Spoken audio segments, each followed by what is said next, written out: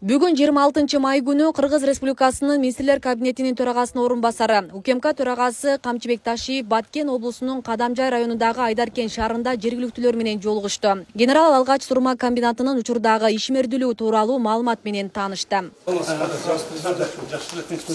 болот сурмаңыз? Өлүп атабы? Кудай буйрса 40 жылдан бери иштеп сымап чыгарат элек. Быйылдан баштап сурма чыгара баштадык мондайчы. Чыктыбы? Мына ошо майда чыкты ушулар. Канча килограмм? 23 килограмм. Ага. Уже мына ошо азыркы свежий. Биринчиси Кудай буйрса. 23 килограмм. 23 килограмм. Ого. Жакшы. Сымап боюнча. Сымап боюнча ошо 40 жылдан бери иштеп атабыз. Согуш болгондо бул согуштун материалы. Бул пуля жасайт. Мунан аккумулятор жасайт. Ошол Азыр билесиз, эң стратегиялык жана критический генералдык ошол катарында абдан керектүү болот. Мен азыр бардык жерге команданы бердим, сурманын лицензияларын туура эмес алып алып, ошока же использовать этпей, же башка перепродаж кылгандардын бардыгын кайрадан лицензияларды алдырып атабыз. Себеби бул мамлекеттик чоң стратегиялык материал болот да. Ошон үчүн силердики болсо, силердики болот. Айдаркенде 100%, то есть мындай уникальный комбинат жок да. С месторождения бардык. Ошон үчүн ушу жакшылап сактап калып, мынаны өнүктүрүшүбүз керек да. Сиз эми мурдатан эски дегенде тажрыйбалуу ушул багыт иштеген адамсыз. Ошондо ишиңизди жакшылап өнүктүрө бериңиз, макулбу? Кайсы бир маселелер болуп турган болсо, обязательно бул кишиге жардам бериш керек. Бюрократияны азайтыш керек. Азыр эң стратегиялык керектүү маселе ушул. Союзден чыккан маселе да азыр чыгарды. Керек болсо жакында бул алтындан да кымбат болушу мүмкүн. Проблема не проблема. Жок, проблема жок, жакшы эле, тынч. Кудай буйрса өнүш бар, жакшы. Сиз ийгилик болсун. Ийгилик сизге да, өмүрүңүз болсун.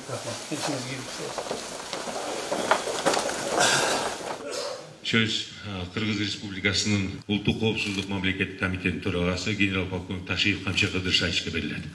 Андан соң жергиликтүү тургундар менен жолугушуу өтүп, Камчыбек Ташиев кыргыз-өзбек чек арасына байланыштуу маалыматтар менен кеңири тааныштырды. УКМК төрагасы Чечме булагы Кыргызстандын карамагында калганын жана өзбек тарап менен атайын макулдашуунун негизинде биргеликте пайдалануу чечими кабыл алынганын билдирди. Урматтуу президент Садыр Кожоевичтин биздин алдыбызга койгон тапшырмасынын биз туура аткаргандыктан проблемалар чечилип бүттү. Эми мына эл алдына келип, элге ошол чечилген проблемалардын бардыгын тааныштырып, айтып деп жеткизип келе турган убакыт келди да. Ошондон алдыңыздарга келип отурам. Себеби ар түрдүү сөздөр болот. Кээ бирлери туура айтат, кээ бирлери туура эмес айтат. Ушундай маселелер болбош үчүн ошол өзүм атайын келип убакыт кетсе дагы, убакыт өтсө дагы ошо силерге келейин деп атайын келдим. Себеби бул жерде Кадамжай районунда негизги чоң жаңжалдуу жана элдин көйгөйүнө тийген точкалар болгон. Бул Чечме булак проблемасы, Каражантактын проблемасы, Таяндын проблемалары, мына ушул проблемалардын бардыгы бүгүнкү чечилип бүттү. Анан сырткары да чечилген маселелер боюнча мен силерге толук маалымат бере кетейин деп атам. Себеби дегенде Баткен облусу негизинен Тажикстан Республикасынын кесилиш болуп, ошол жакта проблема көп болчу. Бирок Кадамжай району Өзбекстан менен кесилиш болгондуктан, жанагы чек ара болгондуктан Өзбекстан менен проблема көп болду. Ошондон бүгүн мен сиздердин алдыңыздарга бир эле Кадамжай районунун эмес, Кыргыз Республикасынын, Кыргыз мамлекетинин Өзбек мамлекети менен биргеликте чечилген проблеманы, чек ара проблемасын толук дагы бир жолу түшүндүрүп берип кетейин деп келдим. Муну сиздер уктуңуздар, бир жыл алдын эле муну көрдүңүздөр. Ошого карабастан ошо силерге жеткизип коеюн деген максатта президентибиз да ошону айтты, барып жеткизип келип тапшырып ошону элге түшүндүрүп келди. Ошондуктан келип отурам. Себеби дагы бир жолу ачык айтып коеюн, эл арабызда деле ар түрдүү адамдар көп. Бири бирин жакшы көрөт, бири бирин жаман көрөт, бири билип сүйлөйт, бири билбей сүйлөйт дегендей. Так, билбейли ар түрдүү нерсенин башына айтып жамандагандар көп. Ал жерди бери берди, бул жерди сатып берди, бул жерди жок кылып берди деген. Жанагы ар түрдүү адамдар өзүнүн саясий бир көз караштарын бекемдеп, эл арасында өзүнүн жалган рейтингин же жалган өзүнүн позициясын бекемдөө үчүн калп сөздөрдү сүйлөп, ушу жаман көрсөткүсү келгендер да мындан да көп. Муну билесиздер. Ошондуктан ушулардын баардыгын четке кагыш үчүн болгондой силерге жеткизгени келдим. Ошон үчүн бир аз көңүл коюп угуп туруңуздар. Эгерде кайсыл бир жерде суроолоруңуздар болсо жазып алгыла дагы, же эсиңерге тутуп алгыла дагы суроолорду берсеңиздер, мен толук түрдүү жооп бергенге мүмкүнчүлүгүм бар. Себеби ушул маселе менен мен уже акыркы 4 жылдан бери ушул маселе менен күнү-түнү иштеп келе жатам. Так, кээбилерге окшоп чокуп тийип, бул жерин билип, бул жерин билбей эмес, баарын билебиз. 2 жылдын ичинде, 3 жылдын ичинде Өзбекстандын проблеманы чечтик. Кудай буйрса, чегара проблемасын. 4 жылдын ичинде Тажикстан менен проблеманы чечтик. Кудай буйрса мына. Эми биздин Кудай кааласа кыргыз мамлекетинин өзүнүн сырткы толук бойдон чегарасы чечилип бүттү. Мына биз эми гана саясий дагы толук бойдон өзүбүздүн сөйлөндүүлүгүбүздү алдык деп эсептесек болот. Кыргыз мамлекетинин тарыхында жаңы, эски, байыркы тарыхында биринчи ирет кыргыз мамлекетинин өзүнүн чегарасы толук бойдон такталып бүттү. Мына ушул дагы биздин чоң, мен ойлойм, сиздер менен кошо чечкен чоң жеңишибиз деп эсептейм. Урматтуу Баткен облусу тургундары, кыргыз-өзбек мамлекеттик чегарасын делимитациялоо жана демаркациялоо боюнча жумуштары 2000 жылдын декабрь айында башталган. Сүйлөшүүлөрдүн жүрүшүндө Кыргыз Республикасы менен Өзбекстан Республикасынын өкмөттүк делегациялары 38 протоколго жана топографиялык жумуш топтору 103 протоколго кол коюшкан. Кыргыз-өзбек мамлекеттик чегарасынын жалпы узундугу 1473,166 км аралык түзөт. Анын 1170,153 км тиркеси 2017 жылы кол коюлган. Кыргыз Республикасы менен Өзбек Республикасынын ортосунда келишимге ылайык бекитилген. Ал эми 302,129 км чегара тиркеси 2022 жылдын 3-ноябрында кол коюлган. Кыргыз-өзбек мамлекеттик чегарасынын айрым участоктор жөнүндө келишим менен бекитилген. Калган 0,184 км аралыгы, то есть 840 метр аралыгы 2025 жылдын башынан тартып толугу менен такталып жазылып бүттү. Муну биз жакынкы күндөрдө 15-20 күн болду окшойт, акыркы протоколго кол койдук. Бул Чечме булагы боюнча. Ушуну менен 100% бүттү. Чечме булагы 840 метр жери бүтө элек болчу. Кандай болуп кол коюлуп, кандай болуп бүткөнүн аны дагы азыр төмөндө сиздерге түшүндүрүп айтам. Эми ушул келишимдерди кененирээк маалымат берип кетейин, урматтуу эл журт. 2022 жылдын 3-ноябрда келишим негизинде Кыргыз Республикасынын пайдасына төмөнкү участоктор алынды. Гавасай 12.849 гектар жер Өзбек ССР Кемпирабад сол жээк каналын курбагандыгы үчүн. Көксерек 105 гектар, ал жерде кыргыз жарандары жашаган айылы компенсациясы жок алынды. Уңгартоо, то есть Баястан 212 гектар жер аянты компенсациясы жок алынды. Уңгартоо 35 гектар уюлдук компаниялардын жана мамлекеттик телеканалдардын жабдыктары жайгашкан жер аянты компенсациясы жок алынды. Акташ 100 гектар жер аянты Кара Суу шаарын кеңейтүү максатында жана саркынды сууларды тазалоочу жай куруу үчүн компенсациясы жок алынды.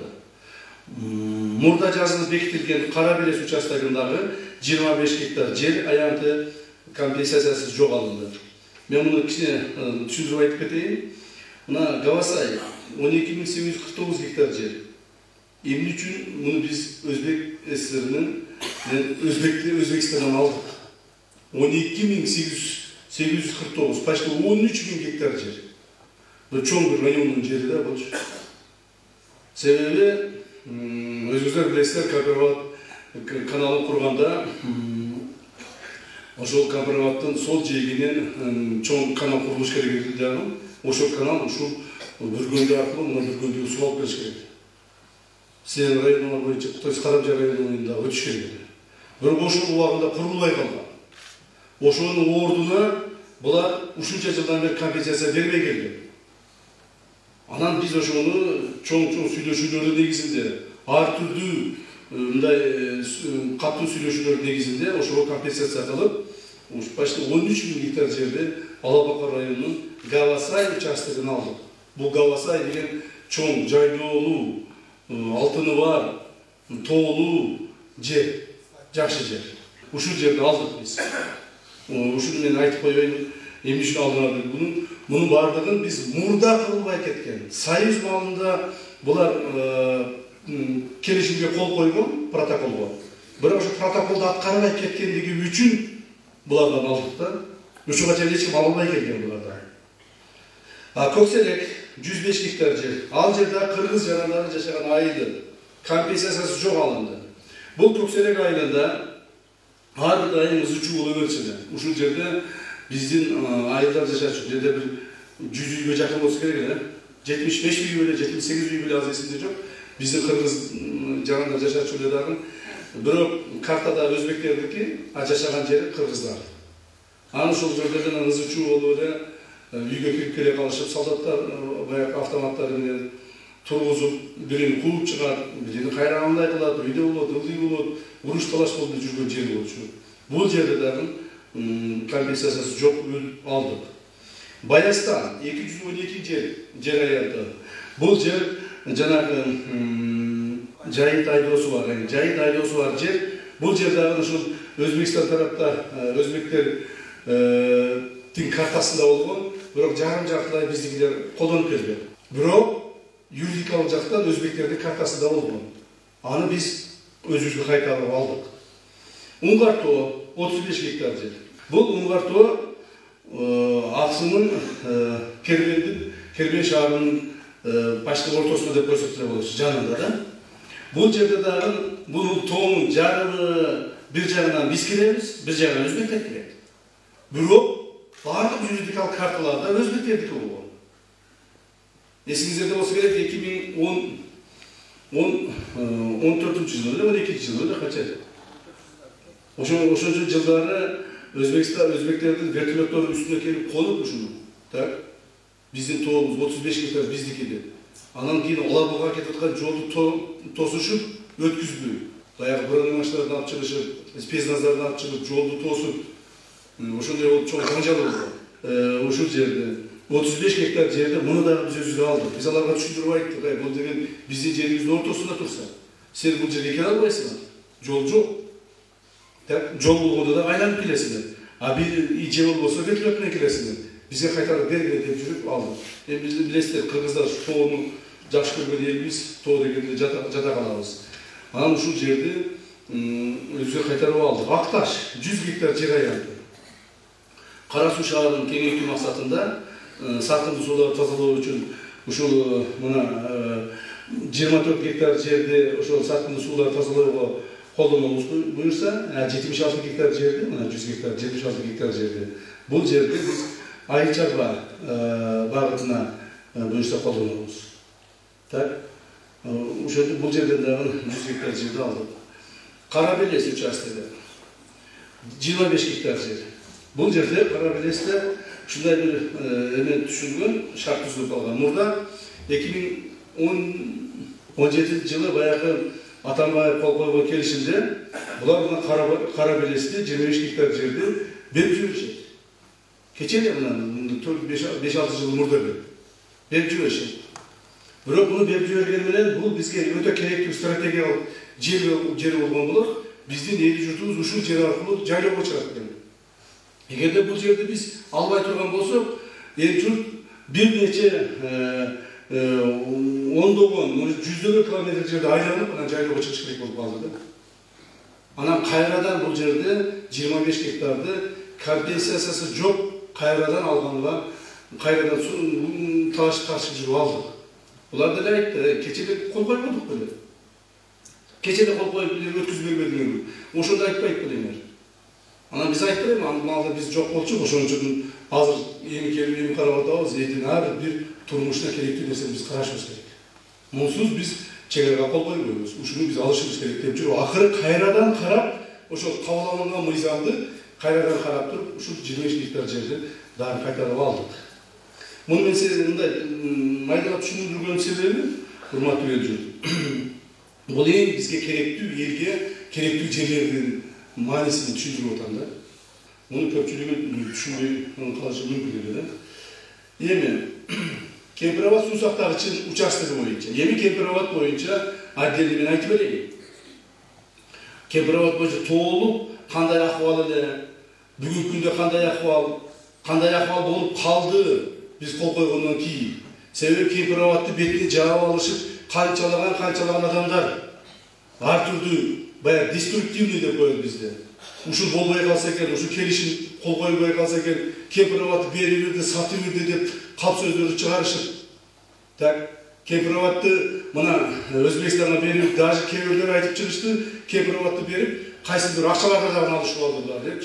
Ушунчалык бети жоктук сөздөрдү айтып чыгышты. Анын негизинде мына билесиздер 24 адамды ушундай Кемпирабадты бетине жаап, жамынып туура эмес иштерди кылабыз деп элдерди уюштуруп, ушул иштин баардыгын жокко чыгарабыз дегендердин 24 адамды камаганбыз. Бекназаров баш болгон, Равшан Жээнбеков дөш болгон, дагы башкалары. Мына ошол үчүн биз аларды жазалаганбыз. Себеби алар өздөрү билбейт. Ошо Кемпирабадка ошол жердеги 24 адамдын ичинен 10дон ашыгы өмүр бою Кемпирабадка келген эмес экен. Кемпирабад билбейт, кайсы жерде, кандай шартта, эмне кантип пайдаланып атат, көргөн эмес. Жөн эле ошо Кемпирабад сатып берди деген лозунгду кармап алышып эле ызы-чуу кыла беришкенде. Бирок аларга карабастан, алардын ушунчалык давление кылып, жаман сөздөрдү айтып, бизди ушу кайтарабыз дегенди карабастан, биз муну ушундай баягы не деп коет, упорно ушундай эме кылып отуруп, акыры бүтүрдүк. Ошондо Кемпирабад боюнча мен силерге толук түшүндүрүп айтып берип кетейин, сиздер да түшүнүп калыңыздар. Кемпирабад суу сактагычын башында карай баштаганыбызда фракциянын лидерлери, муну президентибиз да келип айтып берип кеткен өзгөгө, фракция лидерлерин, спикердин орун басарлары баары чогултуп туруп, президенттин бир кабинетте чогултуп туруп айттык. Мына моңду каралып атат жигиттер, моңду чечип атабыз. Так, мына силерге түшүндүрүп айтайлы, биз жабык эшик артында. Ушуну түшүнүп алгыладагы мындай кичине сабыр кылып тургула. Биз парламентке алып кетче сабыр кылып тургула. А парламентке алып келгенден кийин ачык айтабыз анан кийин. Десек болуп тур деп макул болуп, баардыгы макул болгон. Ошол жерде бүт баардыгы. Мына Мадумаров да ошол жерде лидер фракция болчу. Ал дагы макул болгон. Ал дагы айткан. Ай, мынтип эле чечилсе, эл макул болсо, бизде да макул болсун деп чечилип аткан, бүлүнүп аткан ишти бүлдүрбөйбүз да. Деп мына ошол жердеги бүт лидерлердин көзүнчө, депутаттар көзүнчө айткан. Анан кийин эле билесиздер, бир апта өткөн жок, бир маалда эле Мадумар өзгөгө келип, элдерди чогултуп алып эле ошол жерде сүйлөп атат. Мына эки дос дейт Кемпирабадты сатып берди. Кечээ бизди дейт чогултуп, жабык эшик артына апарып алып, баарыбыз камап алып түшүндүрүлүш болду. Ушинтип баардыгыбызды эч кимге айтпагыла деп бизди оозубузду жаап атат. Мына эки дос сатып берди муну. Эгер булар жакшы чечсе, элге пайдалуу чечсе, мамлекеттик пайдалуу чечсе, анда ат мингизип, ат чаптырып элге эме кылбайбы жанагыдай, сүйүнчүлөбөйбү эле. Деп бүт алгыдай эң алгыч кыйын сүйлөдү го билесиңер. Укмуш сүйлөп, элдин башын айландырып, тибин укмуш кылып алды. Биз андан суранганбыз, туруп-тургулачы биз мына бүтүп алгыча андан кийин эме кылайбыз. Ошонун негизинде канча жолу биздин мындай сүйлөшүүлөрүбүз мындай эмне деп коет, үзгүлтүккө учурады. Канча кыйынчылыктар тарттык. Бирок баары бир деле ошол айткан нерсебиздин аягына чыгарттык. Ушундай деструктивный, ушундай мамлекеттин ишин бүлүндүрүүгө аракет кылгандарга чоң аракеттерине карабастан бүтүрдүк. Ошол үчүн Кемпирабад суу сактагычы боюнча мен отдельно айтып өтөйүн деп сиздерге ушу көңүлүңүздөрдү буруп атам. Кемпирабад суу сактагычын куруу үчүн историясын айтып коеюн. Kırgız SSR Ministrler Sovetinin 1965 жылғы 22 октябрдағы номер 475 тоқтауына лайық Өзгөн және Қарасу райондарының аймағынан 5731 гектар жер аянты бөлініп берілген. Біз өзбектерге бөліп бергенбіз. 5731. Так, бұл 65 жылы болған. Анда мен туылдек болчумун. Өз кезегінде Өзбек істері Министрлер Советі 65 жылдың 15 декабрында номер 659 тоқтауыменен Кемпірова су сақтағыштың құрылышына байланышты Қырғыз ССР-іне компенсация қатары 4127 гектар жерді берген. Бездин аларға бөліп берген 5731 ордуна өзбектер бізге 4127 гектар жерді берді. Анын 2966 гектары Анжан облысынан, жана 1161 гектары Ферғана облысынан. Өткөрүлүп алган жерлердеги чегара өзгөртүлүп кайрадан жазылган жана ал жазуулар Кыргыз ССР Министрлер Совети бекиткен. Мен муну Кадамжай үчүн айтып атамын, көпчүлүк ушул жерлердин көпчүлүгү Кадамжайдан берилген ошондо. Кадамжай районунан берилген, Өзбекстанга бизге өткөзүп берилген. Азыр кайсы жерлер экенин айтамын. Ошол деструктивный баягы оппозицияны дегендер ошолордон айтты. Бизге зачем керек бар? Кадамжайдан берип салыптыр, бизге Өзгөндөн берсин депчи. Өзгөн, Кадамжай, Алабука, Актала, Чаккал, Түп бардык биздин мамлекетибиз. Бардык биздин элибиз, жерибиз. Антип районго бөлүнүп, райондон алса районго берсин, айыл өкмөттөн алса айыл өкмөткө берсин деп отура турган болсок, анда биз мамлекет болбой калбайбыз. Мына ушул жагындагы айтып койбойм. Ошондой эле Кыргыз ССР Министрлер Советинин жана Өзбек ССР Министрлер Советинин 1965 жылдын 11 декабрындагы номерин 559/656 биргелешкен токтомдору менен Кемпирова суу сактагычынын курулушуна байланыштуу айрым маселелер боюнча 1965 жылы 23 сентябрындагы жана 12 ноябрда протоколдор бекитилген. 65 жылдын 1965 жылдын 12 ноябрында протоколдун 1 пунктуна ылайык Кемпирова суу сактагычынын суу каптап калган жерлердин ордуна компенсация катары берилип жаткан жерлерди Кыргыз ССР курамына, ал эми Кемпирова суу сактагычынын астындагы жерлерди Өзбек ССР курамына киргизүү менен Кыргыз ССР менен Өзбек ССР ортосундагы республикалык аралык чегараны өзгөртүүгө макулдук берилген. Белгилеп кетсек, 5731 гектар жер 908 горизонталда туура келет. Эми горизонтал деген нерселерге айтып коеюн. Бул эмне? Көп түшүнбөйт.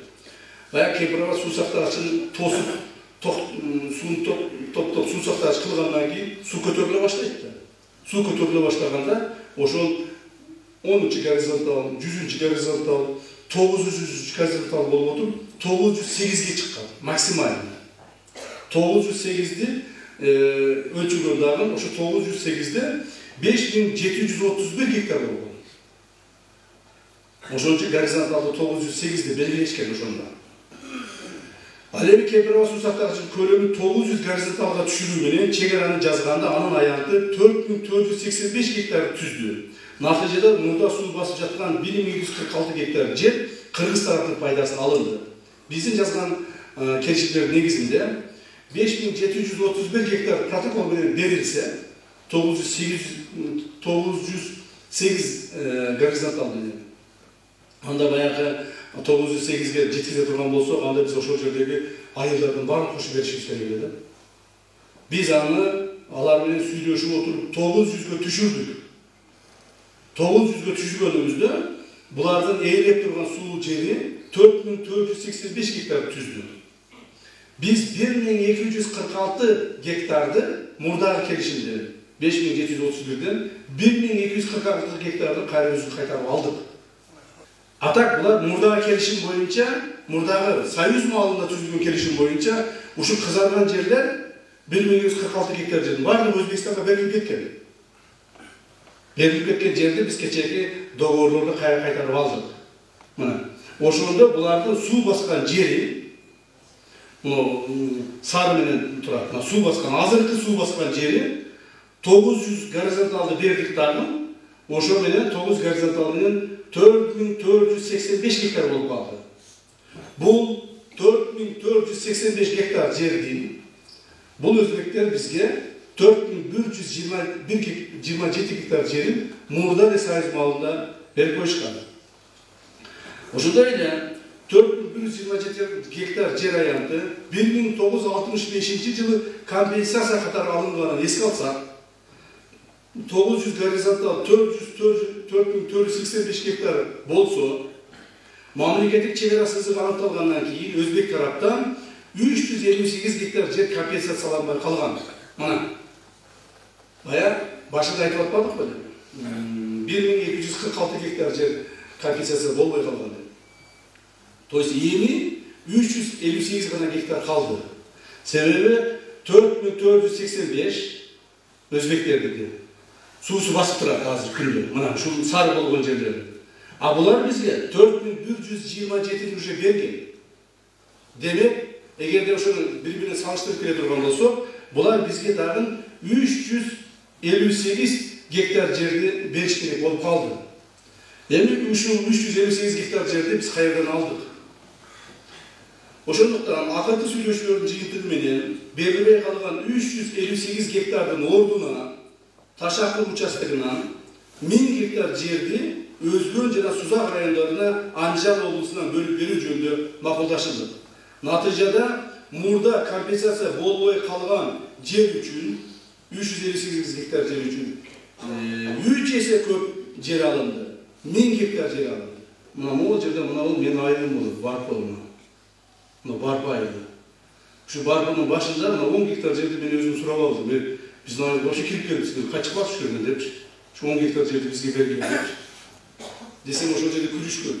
Сиз өзүңүздүн айылыңызды коргоп атасызбы деп. Мен айттым, менде өзүм айылым керек деди. Өзүм айылым керек десе, мен ушул жерде бала болуп ушул өстүм. Ушул жерлерде чуркап жүрдүм мына ушул жерлерде. Ошондой эсимде бар. Могул жерде өзбектин чек-арачылары бизге кирип келип, нерде Шабдалы зары деген шабдалыларыбыз бар, ошолорду бизди өткүзбөй таза кыйнанчылык. Ошол эсиме түштү дагы, ушул 10 гектар жерди дагы биз ошодон кошуп алдык. Буну мен жөн эле сурап алдым булардан. Бая миндин ичине кирген жок бул, ачык айтайын.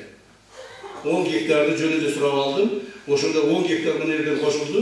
А бул жерде болсо, мына 1000 гектар кошулду. Мунун 500 гектарын биз өзгөндүктөргө бердик, 500 гектарын сузактыктарга бердик.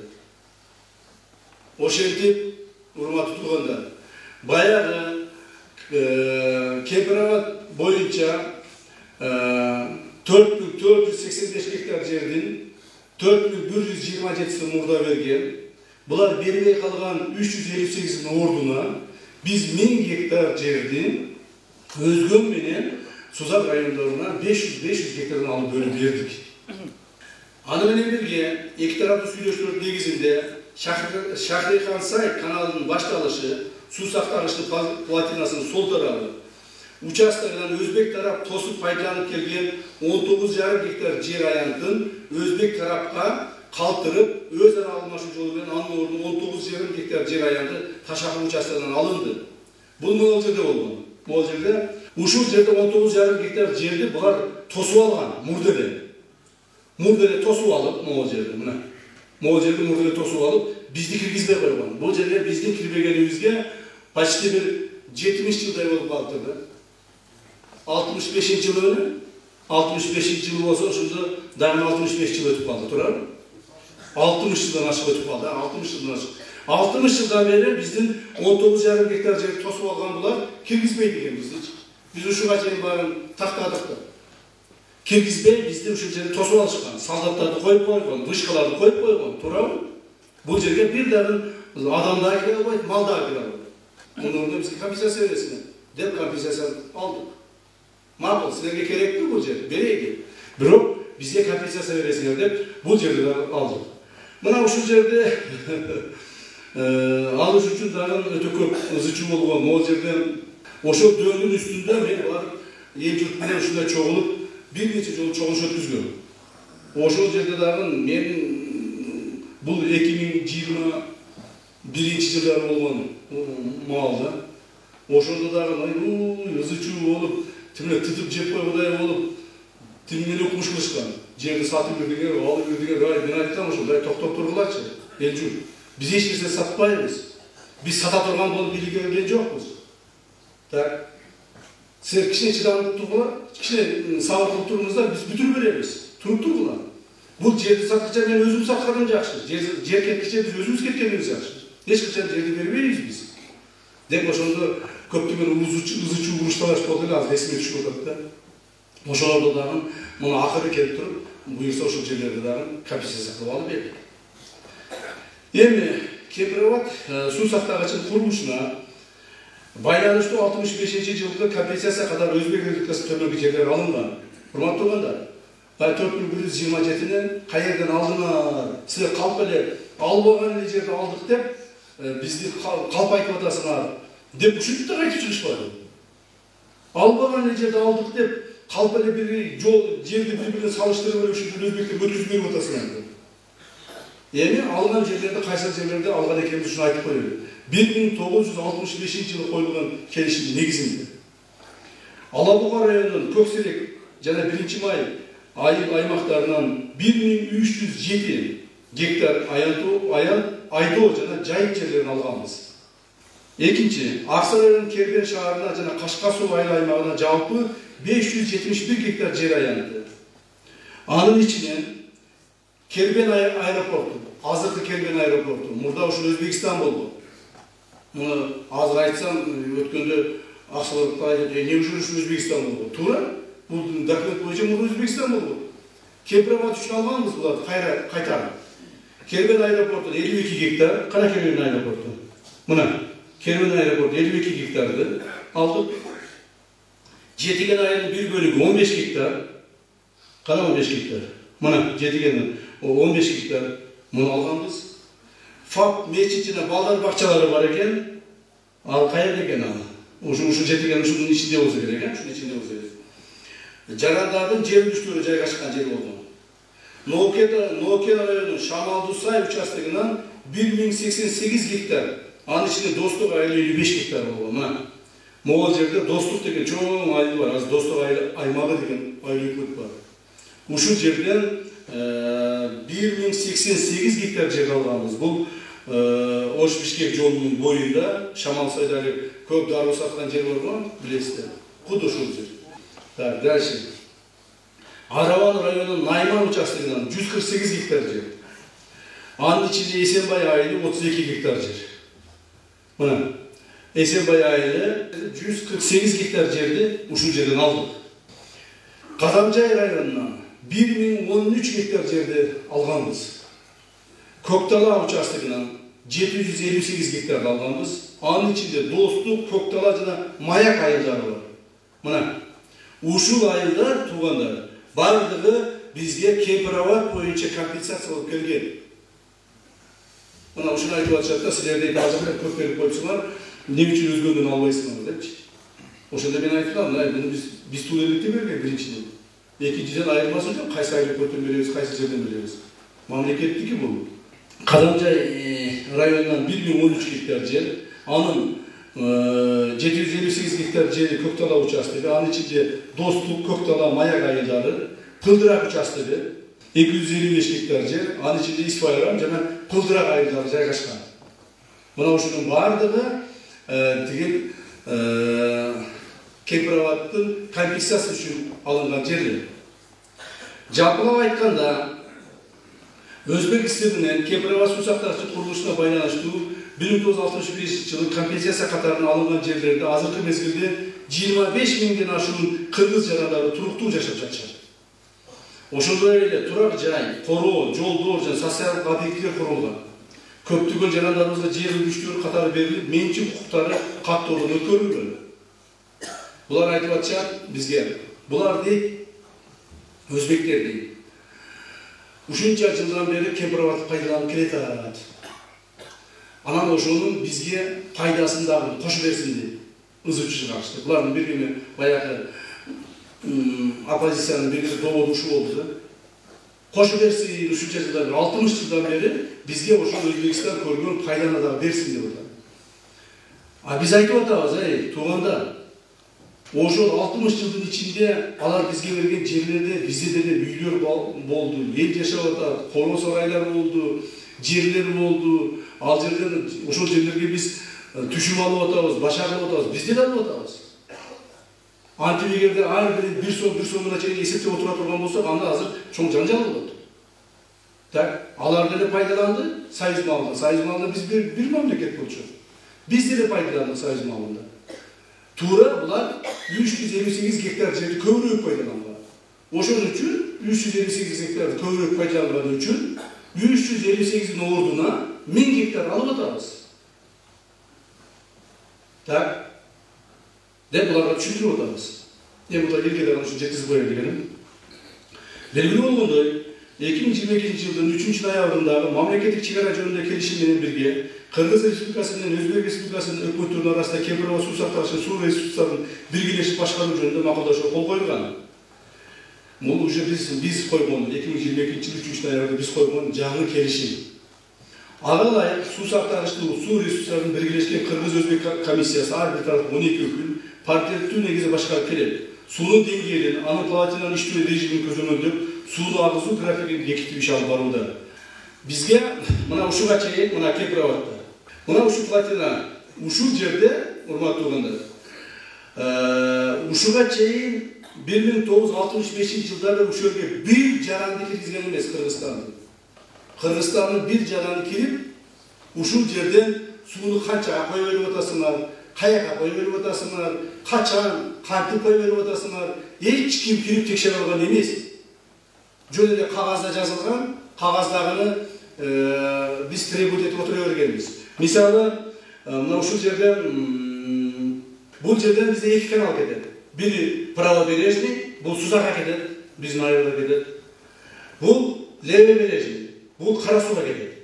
Кара Суунун айылдарына кетет. Ушул жерде мен эсимде бар, жаз болгондо эле биздин айылдарга суу келбейт. Суу келбейт, ызы-чуу, уруш, талаш деген Ташкентке чейин, Андижанга чейин чуркамай, ар нерсе кылып жүрүп, эптеп суу алып, аны огороддорду сугарып калчу. Жазында суу келбей, көптөгөн жер жемиштерибиз куурап кетчү. Биз то есть эч нерсе кыла албайбыз. Семазды кире албайбыз. Платинаны башкара албайбыз. Жакырдай албайбыз.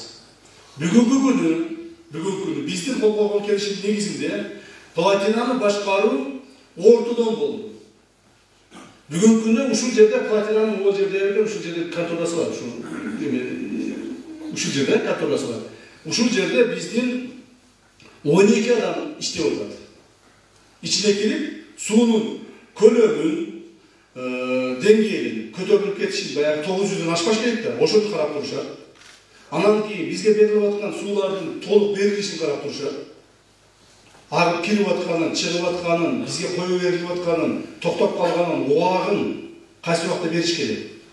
Suunu da konumlu vakti emez, kerekli malda beriş gerektir. Jaz maalında, sonra turgan maalda, kerek maalında. Ona oşun üçün, uşul nesilerdi başkarıp, karap duruş üçün, bizdin mamleketlik aralık kelişimge biz şunu kirgizdik. Mamleketlik kelişimin negizinde, bu yerde bizim 12 ökülüğümüz hazır günü tünü kirip karap duruşar. Ben az resminde 3-4 beken, 4-4 beken adamda uşulu ömede simende oturuşar, pastayan. Kırgız cananları bizden Kırgız su resurslarının adamları. Tak. Buna uşuğa biz yetişe aldık. Grafiklerin bağlılığını toluklap atkarıp duruşar. Oşunda öyle atalgan kelişimlerin negizinde Özbek taraf Kemprava su sактагычын айланасында инженерлик тосмолорду орнотуп койду. Кыргыз Республикасы жарандарына суу сактагычтын суусуна эркин жана тоскоолуусуз жетүүсүн жана анын пайдалануусун, мал сугаруу, жер сугаруу, балык уулоо жана тараптардын макулдашуу менен башка иш камсыз кылат. Мына эми бул негизги маселелердин бири.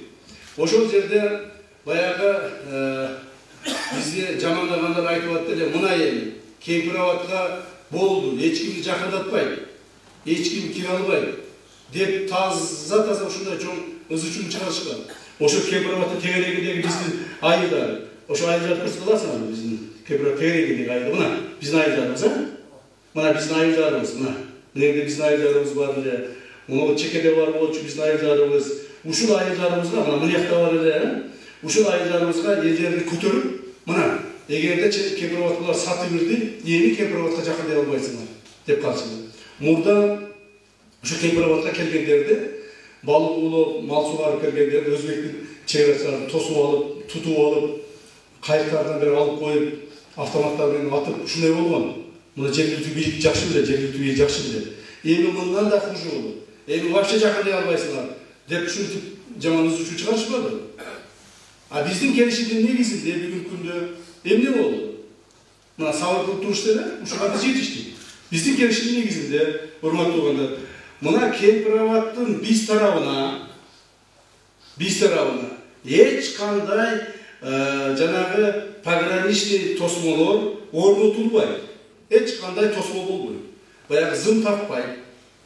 Жанагы Кемпирабадка киргендеги кирбейсиңер деген маселе жок. Мал сугарганга мүмкүнчүлүк бар, балык оолоого мүмкүнчүлүк бар. Ошол Кемпирабад суусунан канча кааласаң, жанагы насос менен сууну тартып кетип, башка жака иштетпеген мүмкүнчүлүк бар. Мына. То есть биз сууну, Кудай берген сууну ортодон пайдаланып калдык. Мурда мындай кылчу эмес, мурда берчи эмес. Азыр кааласаң, баягы кайык менен түшүп алып балык тут. Кааласаң, мал суга канча кааласаң. Кааласаң жегине алып кирим, сууга чөмүл. Так кааласаң ошол жерге насос коюп алып сууну тартып кетип, бул жактан огородун кыла бер. То есть ушул нерселерге биз жетиштик. Ошол биз тарап чегесинен эч кандай тосмолор орнотулбайт. Бай пограничтер зымдарын тартпай, келип коорубай, түшпө дебей. Мына, ушуга биз жетиштик. Ушуну уккандан кийин анан эл аны успокоить этип калды. Жакшы болгон турбайбы? Мурдагыдан да жакшы болгон турбайбы? Мурда кире алчу маселе, эми кирип кала турбайбызбы? Пайдаланып кала турбайбызбы деп. Ушуга ушундай кол коюлду. 2022 жылдагы макулдашуулардын жыйынтыгы менен 2 участок такталбаган бойдон калган болчу. Алар 3 мамлекеттин Кыргыз Республикасынын, Өзбекстан Республикасынын жана Тажикстан Республикасынын мамлекеттик чек араларын кесилишүү чекити жайгашкан жери жана Чечме булагы участогу. Ушул 2 участок такталбай калып кеткен. Ошол маалда спор болуп, ызычуу болуп, буларга belki структура государства дегенге Тажикстан макул болбой койгон. Тажикстан менен маалда бизде таза баягы катаал шарттар менен ызычуу болуп турат элек. Алар макул болбой койду. Чечме булакты болсо аныктайлы, кимди кийгенин давайте жазып алайын десек, өзбек болбой койду. Жок. Бул жерде бизде ызычуу болгон, уруш талаш болгон, биз постоянно чалышып атабыз, тытышып атабыз. Муну биз силерге берип кое албайбыз деп ызычуу болгон. Ошондон кийин биз калтырганбыз, макул. Бул дагы бир убакыт келер. Кудай буйрса чечебиз мында. Бул структура туруп турсун, Чечме булак туруп турсун деп ушул 2 жер калып кеткен болчу. Ошол маалда. Эми 2007 жылдан баштап Өзбек жана Тажик тарап 3 мамлекеттик чегара кесилишүү чекитин аныктоодо бир пикирге келе албай Кыргыз тараптан 1000 гектар жерге чейинки аянтты талашып беришкен. Көрсөтүлөчү. Мына мурда Өзбекстан айтып атат, биз мына жерден коебуз деп атат. Стыкты. Тажиктер мына жерден коебуз деп атат. Мына биз кыргыздар мына жерден коебуз деп атабыз. Мына жерден коебуз деп атабыз. Ошондо могул жердеги 1000 гектар жерде булар биздики деп атат. Ошондо могул трасса бар, чоң трасса жол. Муну дагы бизге өткүзүп бересиңер дешкен. Тажиктер дагы, өзбектер дагы. Мына Өзбектер айтат, мына жерге коебуз деп атат, муну жерге алып коебуз. Тажиктер айтат, муну жерге алып коебуз. Анан ошол муну жерлер, муну биздин азыркы биз алган жерлер, муну трасса дагы. Трасса почти Актурпактын жанына келип калабыз деп атат. Ушул жерге чейин бизге өткүзүп бересиңер деп 1000 гектар жер талашып беришкен. Бул үчүн биз ызычуу болуп көптөгөн сүйлөшүүлөр жүргөн. Бирок булар бизге берген эмес. Ушинтип отуруп стык 3 государств могул жерде болуп калды. Мына. Могул жерде болуп калды. То есть могул жерлердин бардыгы бизге калып кетти. Бул 1000 гектардан ашык жер. Туура, бул жерде азыр эч ким көп эле маани бербей атат, кээ бирлери. Боз жаткан жерде эч ким пайдаланган жок, үй жок, баягы эгитигин жок. Анан эч ким мындай көңүл бурбай эле эме кылып атат да. Бирок бул жерлер келечекте туугандар. Бир таш болсо дагы, бир топурак, бир кичинекей кум болсо дагы биздин элибизге пайда эстейт. Бүгүн пайда эстейбей атса, кийинки муундарыбызга, кийинки бала чакабыз, небере чөбөрөлөрүбүзгө ушул жерлердин пайдасы тиет, Кудай кааласа. Мына ошолорду негизинде биз ыстык түрөк государство бекап келип койдук. Могул жерден бекап келип койдук. Могул жерден бекап келип койдук. 2025 жылдын 3 мартында тараптардын макулдашуусу менен 3 мамлекеттик чек-аралардын кесилишүү чекити аныкталды. Натыйжада талаш болуп жүргөн 1000 гектар жер аянты кыргыз тарапка калтырылды. Бул негизги маселелердин бири. Муну мен биринчи жолу айтып атамын, чогулуш өткүзүп, же элге жарыя кылып айта элек болчумун. Биринчи жолу сиздерге айтып атамын, ушу 1000 гектар жерди биздин келишимдин негизинде муну ыстык түрөк государство деп коет. Ушул жерде 1000 гектар жерди Кадамжай районуна биз алып калдык, туугандар. Өзүңөргө маалым болгондой, 2025 жылдын 31 мартында Тажикстан Республикасынын Кожан шаарында Кыргыз Республикасы, Тажикстан Республикасы, Өзбекстан Республикасы президенттери 3 мамлекеттик чек-араларды кесилишүү чекити жөнүндө келишимге кол коюшту. То есть мына ушул чекитке кол коюшту уже, бүттү мына. Кесилишүү чекитинде өлкө башчыларынын демилгеси менен 3 мамлекет элдеринин достугуну чагылдырган достук стеласы тургузулуп, анын салтанаттуу азгыла чеги болуп өттү. Кийин эми Аким Артурдун деп жүргөсүн деп 3 мамлекеттин кесилишкен жерде туруп ушул жерге стела койдук. Достук стеласын коюп, Александр, сиз өзүңүз барып, биздин премьер-министрлер барып, губернаторлор барып чогулуп, үчөө ушул жерден жылбай турган болуп казып кагылды. Бүттү ушу. Кудай буйрса. Эми экинчиси, көптөгөн жылдан бери тараптардын талашын жаратып келген Кадамжай районундагы Чечме булагы участогундагы мамлекеттик чек-ара сызыгын өтүүсү боюнча оор сүйлөшүүлөр өткөрүлүп, чек-арада бул участокто чыр-чатыктарда капталып, кырдаалдын татаалдашына алып келген. Урматтуу Кадамжай районунун тургундары, бул жерде Чечме булактын жанында келген адамдар болушубуздан келген. Барбы жокпу? Кол көтөрүп коюңуздарчы. Баарын ошода келип алган. Эми ушу Чечме булагы боюнча канчалык салгылашуулар болду. Салгылашуулар болгон дегенде на бытовом уровне да, туурабы? Барып тигилердин үйүн өрттөп салып, алар келип биздикилерди басып алып, кууп, таш менен талашып, атышып, тытышып, премьер-министрлер келип, чек-арачылар куралдарын көтөрүп чыгышып, азычуу болуп эле атканбыз. Чечилбей. Ошон үчүн өзбектер менен биз чече албай калып кеткенбиз. Анан кийин кечээкинен президентибиз катуу талаптарды коюп жүрүп, эки президенттин ортосунда чоң жолугушуулар, сүйлөшүүлөр өтүп жүрүп, эки президент сүйлөшүп, ал сүйлөшүүлөрдө мен да катышып калган жайым бар. Так. Анан бизге тапшырмаларды берип, анан биз барып сүйлөшүп отуруп, мына 24 апрелде мен Ташкентке бардым.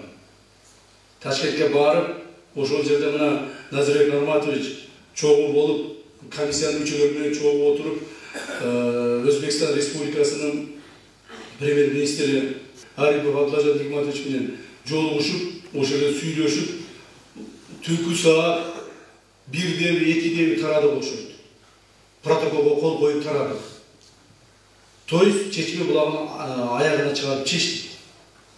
Түнкү саат 11-12-1-ге чейин тарап, чечип, кол коюп турган түнкү саат 2-де мен Ташкентке учуп кеттим. Так, эмне деген чечим кабыл алдык?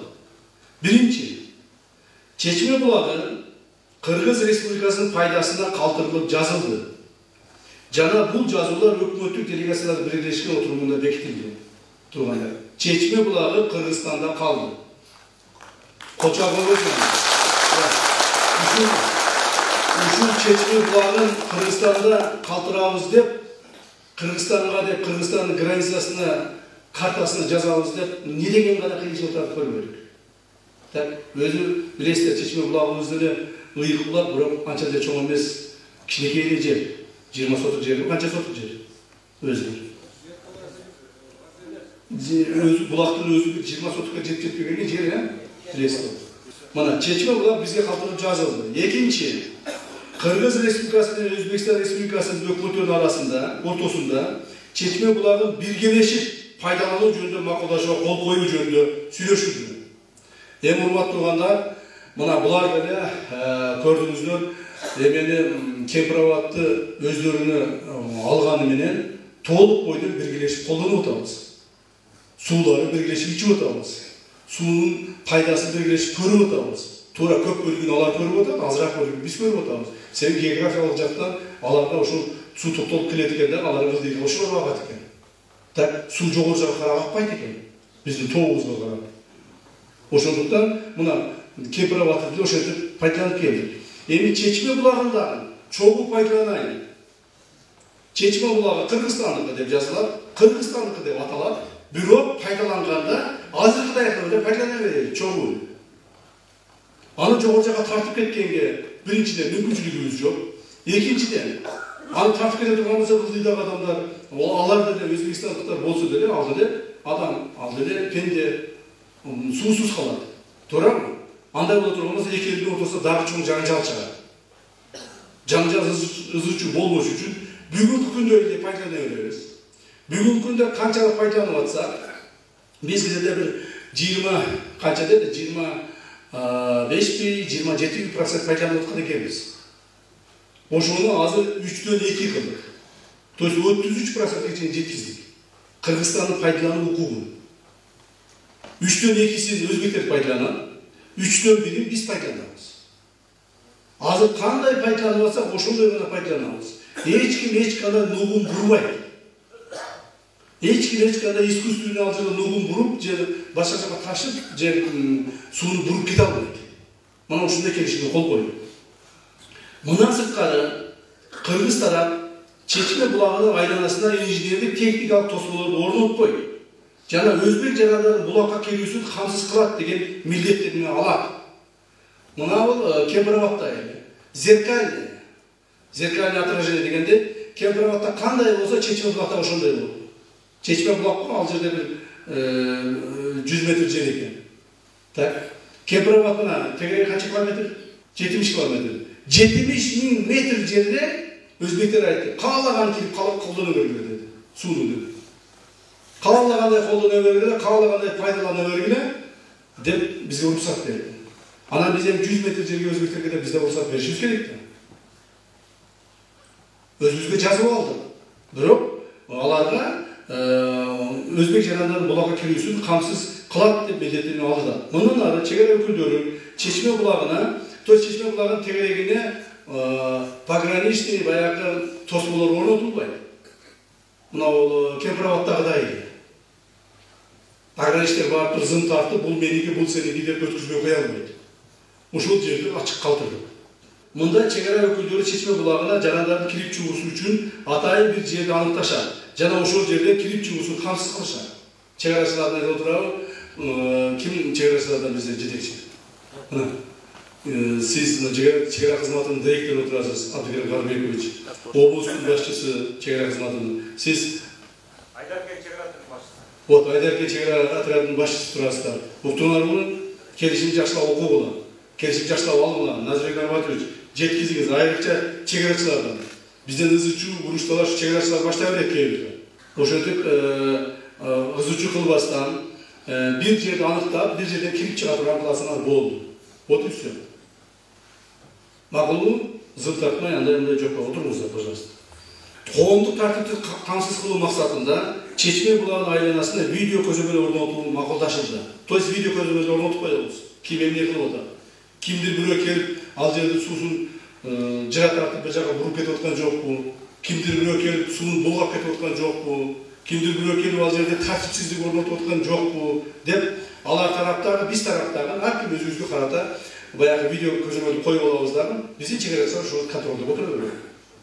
По факту, если эгерде өзбек тараптан мисалга да жарандар кирип булакты булгай турган болсо, же болбосо бир жака жыгып кете турган болсо, же башка турган болсо, анда видеодо көрүнүп турат, ошол факт болот да, ошол менен карап биз мындай эме териштиребиз.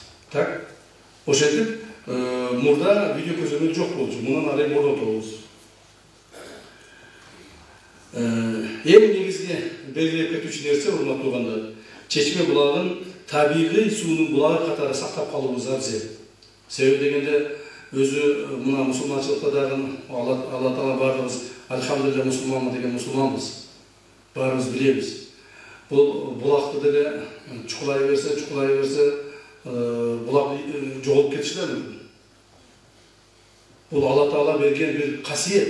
Жердің астынан шығып жатқан бізге беріп қойған Алла Тағаланың бір нематы. Ошоны сақтап қалыш керек, ошо ойда. Қылымдарға, тарихтарға, кейінгі мұңдарға. Ең негізінен Чечме Булак біздікі болып жазылды. Чечме Булак мұнан қырғыздікі, қырғыздікі. Так, Алла Тағалам бере берсін, бере тұрғанын.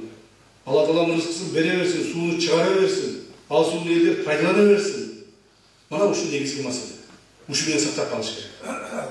Анан кейін менікі, су менікі, бұл суыны мен саға бермеймін, бұл суыны мен ішім керек деп бәрі қызу қылып отырып, аналдарын бұлағымызды қашырып алып. Ұшын мәселеге қарап, көңіліңізді бұрып кетіңіздер деген ойды айтқым келеді. Мына үшін деп, урматтуу туғандар, Қырғыз жана Өзбек мамлекеттер арасындағы чегаралар 100% чечилип бүттү. Болды.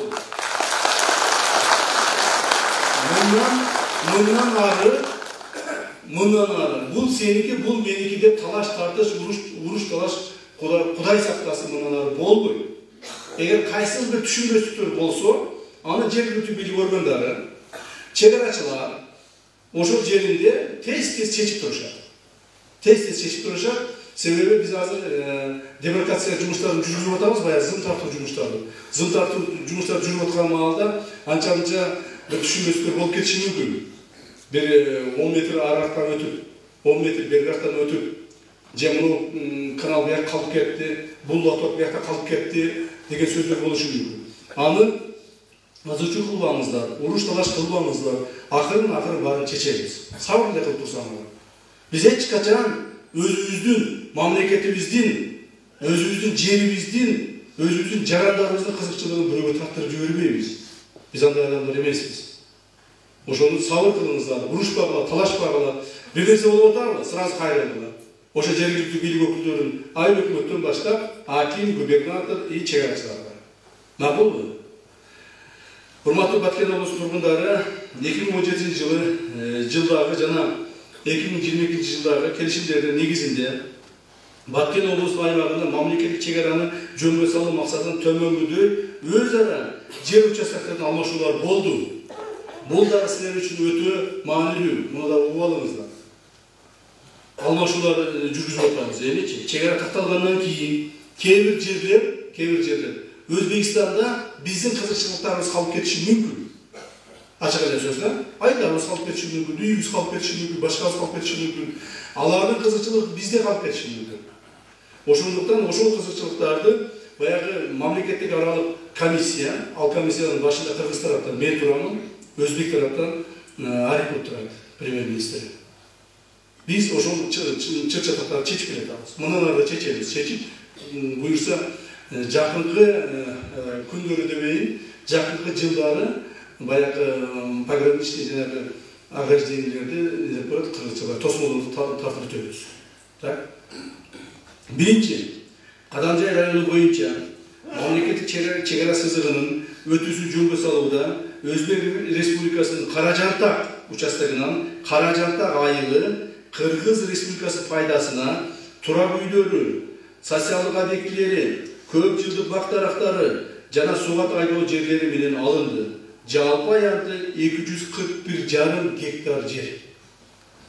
Анын ордуна Кыргыз Республикасына таандык болгон Чыгыш Вуадин жана тазалоочу курулма Восточный Вуадин очистное сооружение 85,76 га.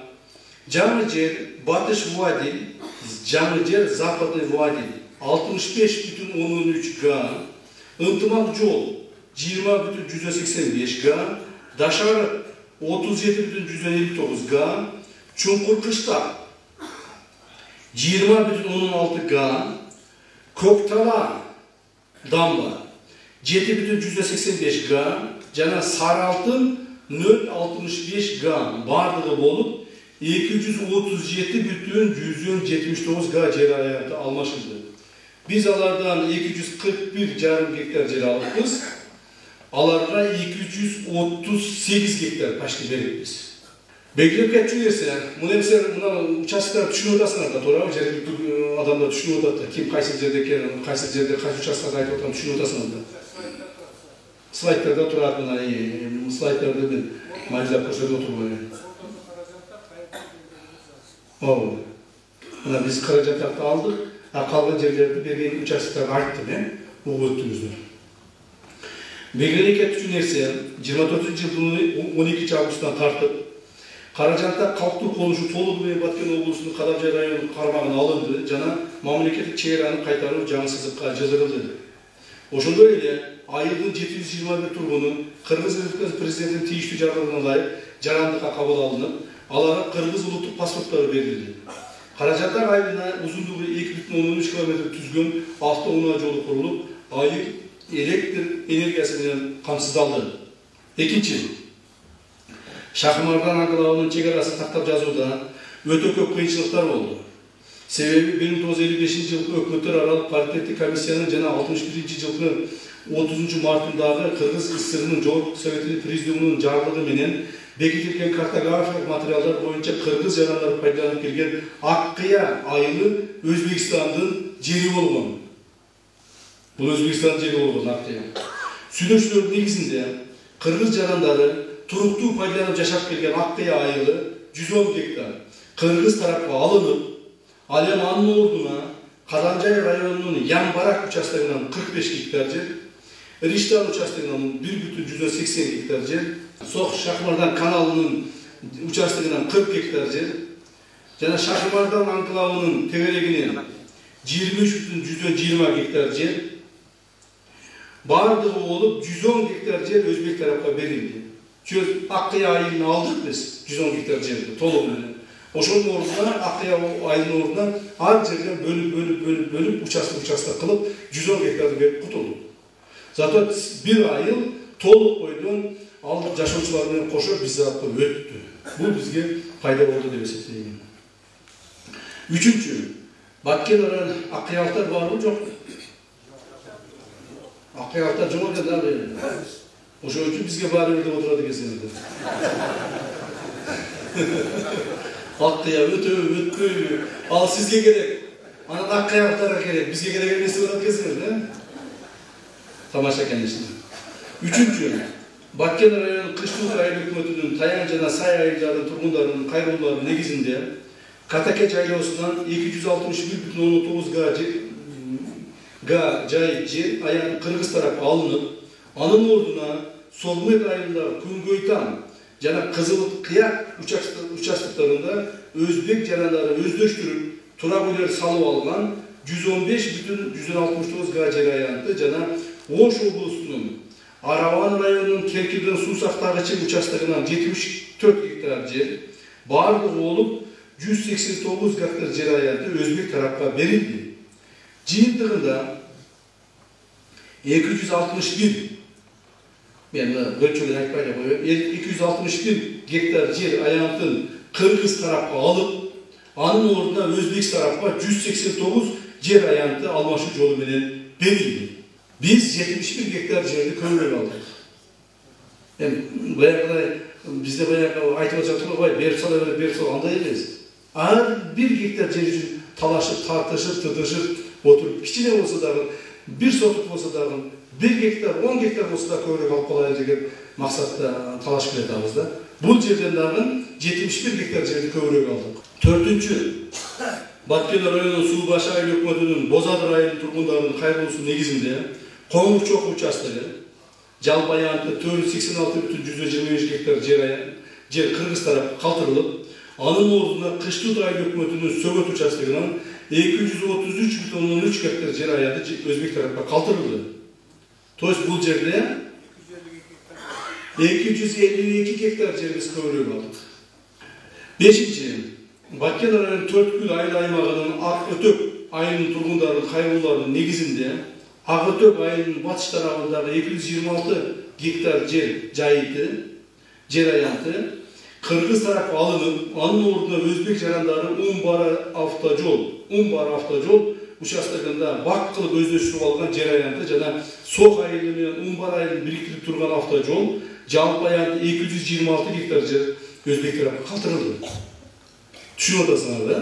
Кайсы жерлер боюнча сөз жүрүп атат. Түшүнүп атабы? Я. Түшүнүктүү Düşünüyor da, düşünüyor odasılar, yani koru odasılar. Urmatlı Batken Ulusu turgunları. Bugün günde Kırgız Özbek және Kırgız Tacik mamleket çevresi toluğu menen çeşidi büttü. Mına sırtkara Özbek emez, hurmatlı olanlar. Tacikistan menen dağın 100% barık çevresi çeşidi büttü. Mına da şu yerden aldığınızlardan ben cari kılıp koyuşu gerek. Oşonda öyle Kırgız Özbek mamleketi çevrasının demarkasyonlu cumhuruşları başlangandan beri Birleşmiş Komissiyanın joluguşularına jыйынтыгы менен bugünkü күнгө караты төмөндөгү жумуштар аткарылды. 2024 жылдын апрель айында Барак эксклавынын ордуна бул кара суу. Өзбек тараптан 208 гектар жерлер алынып, башкы планы бекитилип, жаңы немеде көрсөтүп турасыңар, картадан көрсөтүп турду ошондо. 200 гектар жерлер алынып, башкы планы бекитилип, жаңы Барак айылы түптөлдү. Жана анын жашоочуларына 103 турак жай мамлекет тарабынан корулуп берилди. Бул Барак айылы боюнча билесиздер, постоянно изучуу болуп келген. Барак айылы Өзбекстандын ортосунда калып кеткен. Айылда биздин жерлер, элибиз, журтубуз калган. 208 гектар жер. 103 турак жай мамлекет тарабынан корулуп берилди. Урматтуу президентибиз өзү келип, ошол айылдарды салып берди, үйлөрдү. Так. Баягы ушул убакка чейин көңүл бурулбай, жарымы бүтүп, жарымы бүтпөй, элдер алжыга кире албай, чыга албай, үйлөрү талкаланып калып кетип, же бир жолу жашай албай, же бир жолу көчүп кете албай, орто жолдо эптеп, септеп, кирип чыгып жүргөн адамдарыбыздын Кудай буйрса көңүлүн тындырдык. Аларды өзүбүзгө алып өтүп, көчүрүп, үйдү салып берип, президентибиз күчтөрүн тапшырып берди. Эми ал адамдар бардыгы семьяларынын чогуу Кыргызстан территориясында жакшынакай үйлөрдө жашап калышты. Бул да болсо биздин Акташ участогунан Ош облусунун Кара суу шаарын кеңейтүү үчүн 100 гектар жер аянты Өзбек тараптан алынды. Муну жана айттым. 2024 жылдын август айында Гавасай участогунда жайгашкан 12.849 гектар жерлер Кыргыз тараптын карамагына алынып, мамлекеттик чегераны кайтаруу жана чегара сызыгына өткөрүлдү. Жана бул аймакта Өзбек тараптын чегара постору чыгарылды. Бир мына жаштар отурасына карап көрсөңөр болот. 2021 жылы мен ушул Гавасайга барган элем. Алабукага. Ошондо бир интернетте эмеде жүрөт, видеолордо жүрөт. Ошондо аксакалдар менен, сиздерге окшогон аксакалдар менен, жаштар менен бир 1000ден ашык адам менен Гавасайдын чокусуна чейин чыкканбыз. Жүрүп. Ошол жерде элдер ыйлап туруп айтты, сен деле кыргыздын баласысың.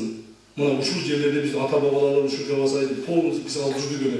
Карачы мына бул Өзбектин посту, мына Өзбектин посту, мына Өзбектин посту.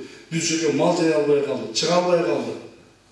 Сен атайын ушу төбөгө алып чыктык, мына ушу төбөдөн сени көрсүн деп, бир сааттан ашык тоонун башына чейин жөө басып чыкканбыз. Азыр деле ушул интернетте жүрөт. Аксакалдар таза, жанагы айткандай, таза менен суранып айтышты. Ушул жерде алып бербесеңер, биз анда Көкташ айылы куурайбыз депчи. Куурайбыз, биз анда жок болобуз, ушундай болобуз. Ошо талашып тартышып жүрүп ошол жерде алдык. Мына ошол жердеги бардык Өзбектин постору азыр чыгарылып кетти.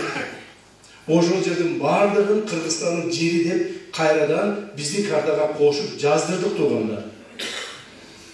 Делимитациялоо процесси учурундагы макулдашуулар ишке ашырылып, Ош облусунун Өзгөн жана Жалал Абад облусунун Сузак райондору үчүн 1019,5 гектар жер аянтын Өзбек тарап толугу менен өткөрүп берди.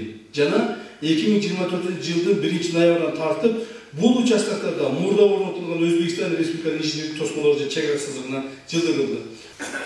Алынган жерлер, эми аягына чыгып калдым, алынган жерлер боюнча отчет берип коеюн, толук берет. Эми ушинтип көптөгөн жумуштар өттүргөн участоктор боюнча толук айтып бердим, бардык участоктор. Бир да участок калтырган жокмун. Бирок эми толук ушул алынган, берилген жерлерди свайт этип отуруп, мен эми баягы эмеси чыгарып берейин силерге, баягы отчетун, акыркы отчетун. Алынган жерлер: Гавасай 12.849 гектар, Көксерек 105 гектар, Баястан 212 гектар, Оңгартоо 35 гектар, Акташ 100 гектар, Karabelez 25 hektar, özgün jana suzak alanlar üçün 1000 hektar hazırda aytып öttüm. Suunun kөлөmü 908'den 900 горизонталга түшкөндө 1246 hektar жер бизге калтырылды.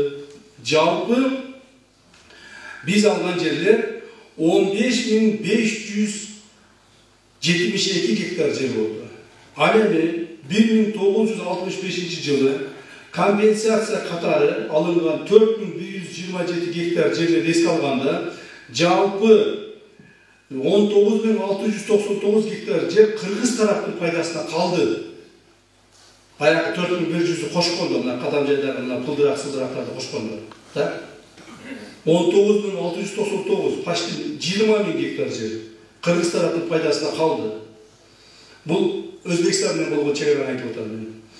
Кемпирабад суу сактагычынын айланасында чек ара сызыгы 900 горизонтал менен жазылган эске алганда суу астындагы 4485 hektar жерлер Өзбек тарапка берилди. Баягы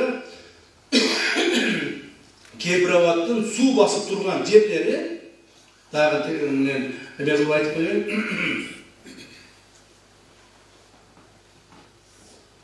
Кечиресиздер. Өзбекстандын суу басып турган жерлери Кемпирабадта 485 hektar жер болду. Бул көбөйдү. Ушул жерлерди биз аларга өткүзүп бердик. 4127 өзүбүзгө коштук. Ошондо жалпы жыйынтыгы эмне болду эми? Алып атабыз, берип атабыз, алып атабыз, берип атабыз. Жалпы жыйынтыгы эмне болду? Жалпы жыйынтык мындай болуп чыкты.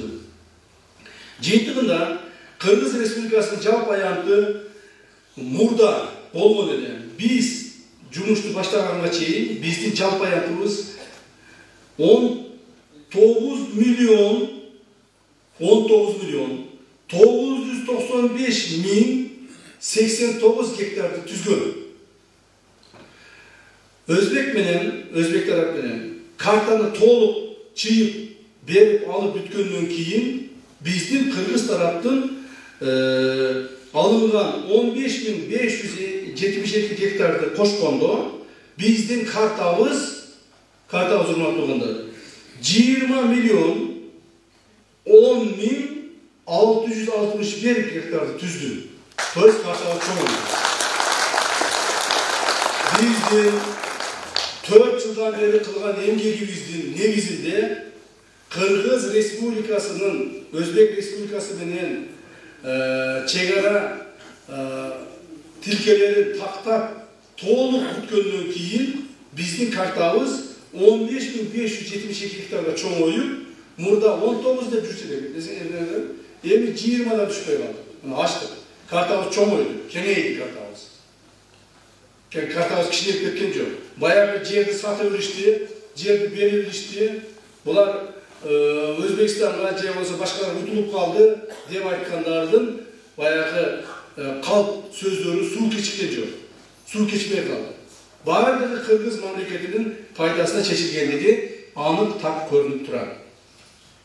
Ушуну менен урматтуу Баткен облусунун тургундары, мен сиздердин алдыңыздарда бүгүн Өзбек Кыргыз мамлекеттер аралык жасалган жумуштарды айтып бергенге, толук айтып бергенге аракет кылдым.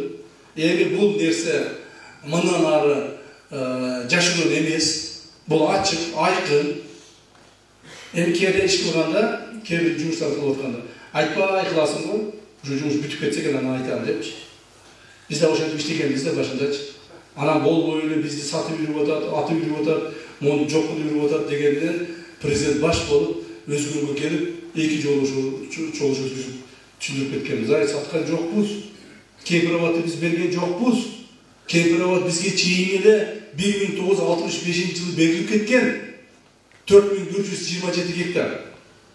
Ал эми азыр 4885 гектар болду.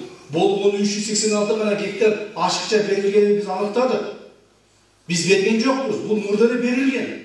Наоборот, биз тетирисинче аныктап, тактап канча ашыкча берилгенин. Ошол ашыкча берилген жерге 1000 гектар компенсация алдык, 3 эсе көп. Мына Кемпирабад эмне болду? Так, а эгерде ушул ойдон Кемпирабадты дагы чечпей, Каражандакты да чечпей, Barakta da çeçipey bardığın murdağlar koşuyordu, koyçu bana jama söz aytıp kalbasın, jama söz tiyip kalbasın, kıynalsa kıynala versin, elde kıynalып kayıp turup ketedi dep murdağlar okşop.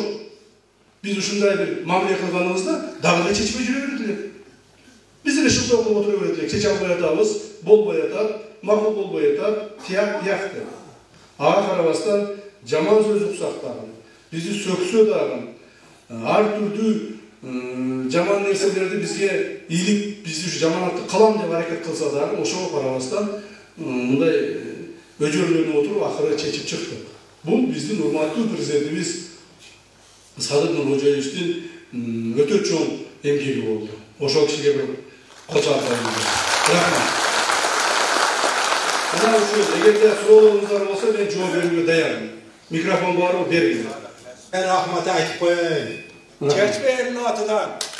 Rahmat. Eğimi mınanarı Çeçme sporlu jeremiz. Çeçme Kırgız'ın jeri. Mınanarı bayakda ızıcı bolboy. Bir gana mesele var bu yerde. Ceke bir mesele var. Bu ceke değil de bu elti meselesi var. Bir gana mesele var. Çeçmenin susun koşuğa ne de koyar? Bilgelikte faydalanır. Buna usul gana mesele. Oşun hem aksakallar, jергiltүү biйлик, жаштар, ызычы кылбагыla, уруш талаш кылбагыla, мурдагыдай чечме биздики, seniki emес bizdiki деп кыйкырыштын кереги жок. Себеби мына документальный, юридический карта менен бул биздики болуп таанылды. Бул бүттү эми. Мындан ары биздики болот. Кудай калса кылымдар бою биздики болуп калат. Алла Таала ушуга буйруган экен. Ошого кыжаат болбоңуздар. Макулбу? Sizlerin kılgan emeklerinizin altından bizim köpçeler kulağa kiriptir. Ona biz razıyız. Allah'ım sizlerin umrunuzlarda uzak kılıp işlerinizlerin ummatını versin. Ten başınızlar toza olsun. Hurmat seyirlik görüp bala çakanızlardı, baktılır yaşanızlar. Daim el için, cer için küreşkence aktivite başçılardan bolunuzlar. Allah'ım daim ummatınızlardı versin. Jürgen yerde sabırlarınızlar bir katar olup yer içi tamam bolup yer için küreşip jürüyerinizler.